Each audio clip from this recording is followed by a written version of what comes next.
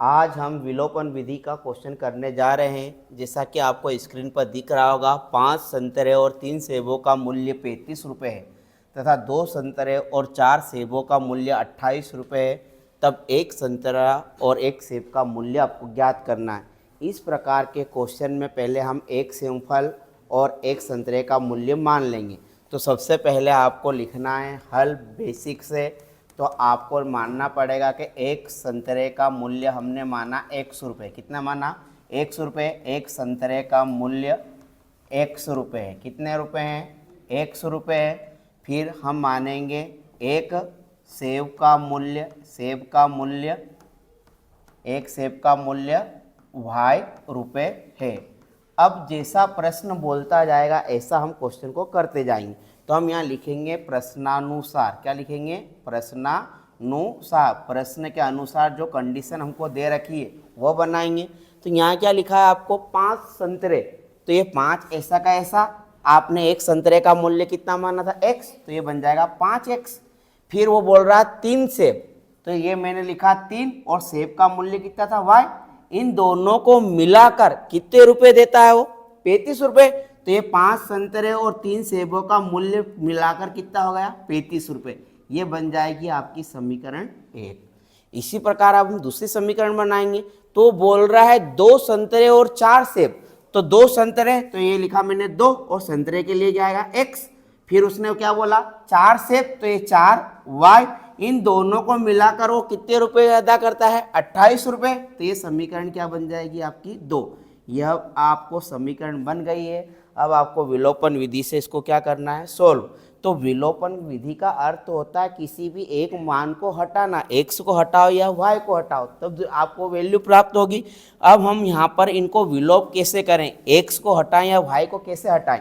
तो आपको यह पता होना चाहिए कि विलोप करने के लिए मैं इन दोनों अंक को क्या करूँगा? सेम करूँगा, एक जैसा करूँगा, तभी ये घटेंगे तो हट जाएंगे। तो मैं यहाँ पर क्या करूँगा? समीकरण 1, ये मान ली समीकरण 2, तो मैं समीकरण 1 में किसका गुणा करूँगा? जो समीकरण 2 का x का कोफिशिएंट है, जो x के गुणे में, उसका गुणा मैं कहाँ कर दूंगा? समीकरण 1 में। तो यहाँ समीकरण 2 में x के गुणे में कौन है? 2। तो मैं यहाँ लिखूंगा समीकरण 1 में 2 का गुणा करने पर समीकरण 2 में किसका गुणा करूंगा? समीकरण 1 के x के जो गुणे में है कौन है? 5 है। तो मैं इसका गुणा कहाँ कर दूंगा? यहाँ। फिर से एक बार और रिपीट करके बताता हूँ। आपको इन दोनों को सेम करना है, तो आपको क्या करना पड़ेगा? जो समीकरण 2 में x के गुणांक है उसका गुणा समीकरण 1 में करना पड़ेगा, और जो समीकरण 1 का x का गुणांक है उसका गुणा कहाँ पे करना पड़ेगा? समीकरण 2 में। गुणा कर दीजिए। तो यहाँ लिखेंगे, आपको बहु बेटी के लक्षण से आपको लिखना भी पड़ेगा कि समीकरण 1 में 2 का गुणा व समीकरण 2 में 5 का गुणा करके घटाने पर, 5 का गुणा करके घटाने पर। अब घटा क्यों रहे? क्योंकि हमको वैल्यू को क्या करना है? गायब करना है एक वैल्यू को। तो अब घटाएंगे। तो यहाँ पर देखो, 2 का गुणा 5 में करोगे, मैं इधर कर देता हूँ, 2 का गुणा 5 में करेंगे तो 5 दूना कितना हो जाएगा? 10x। 2 का गुणा 3 में करेंगे कितना हो जाएगा? 6y। इस 2 का गुणा 35 में करेंगे तो 35 दूना कितना हो जाएगा? 70। अब मैं इस 5 का गुणा 28 में करूंगा, तो 28 का गुणा 5 में करना, आपको गुणा नहीं करना है, 28 का आधा कर दो, कितना आ जाएगा? 14, और उसके पीछे 0 लगा दो, तो कितना हो जाएगा? 140। तो ये हो जाएगा 140। जब भी आपको 5 का गुणा करना रहता है तो संख्या का आधा कर दो और उसके पीछे क्या लगा दो? 0। जैसे मेरे को गुणा करना, 14 का गुणा 5 में करना, तो 14 का आधा करो कितना? 7, उसके पीछे क्या लगा दो? 0, तो 70 आ जाएगा। ठीक, तो मैंने यही करा। 5 का गुणा 28 में करा, कितना है? 140। इस 5 का गुणा 4 में करूंगा तो कितना आ जाएगा? 20। 5 चौक 20y होता है। 5 का गुणा मैं 2x में करूंगा तो कितना आ जाएगा? 10x। अब मैंने गुणा कर दिया, अब मैं क्या कर दूंगा? घटा दूंगा। घटाने पर चिन्ह क्या हो जाएंगे? परिवर्तित। तो यह प्लस का है तो क्या हो जाएगा? माइनस का। यह भी प्लस का है तो माइनस का, यह भी प्लस का है तो माइनस का। अब आपको ऊपर के चिन्ह नहीं देखना है, जो आपने लगाया वो चिन्ह देखना है। तो 10x में से 10x जाएगा, 0 बचेगा। 20 में से 6 जाएगा तो कितना बचेगा? माइनस का 14y, क्योंकि माइनस की संख्या क्या है? बड़ी। अब 140 में से 70 जाएगा, क्या बचेगा? माइनस का 70, क्योंकि माइनस की संख्या बड़ी है।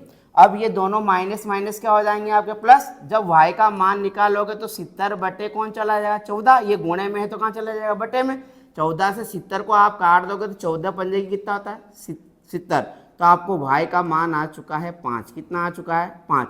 यह y आपने क्या माना था सेब का मूल्य, तो एक सेब का मूल्य कितना आ गया 5।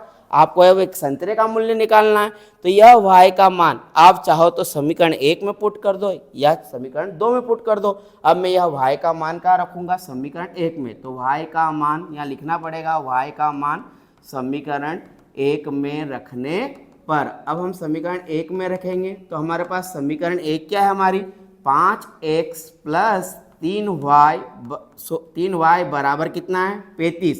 इसमें हम मान रखेंगे तो जहां पर भी आपको y दिख रहा है वहां किसका गुणा करोगे 5 का, तो 5x प्लस 3 y की जगह कितना लिखूंगा 5 बराबर कितना आ जाएगा 35।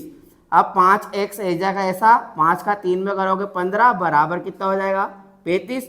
यह 5x फिर उसकी जगह पर है 35 भी उसकी जगह पर है, पक्षांतर करने पर चिन्ह क्या हो जाएंगे परिवर्तित। यह मान लो आपको लक्ष्मण रेखा है, इस लक्ष्मण रेखा के उधर या इधर कोई भी व्यक्ति आएगा तो उसको कुछ ना कुछ देना पड़ेगा। तो यह प्लस का है तो उधर जाएगा तो क्या हो जाएगा माइनस का।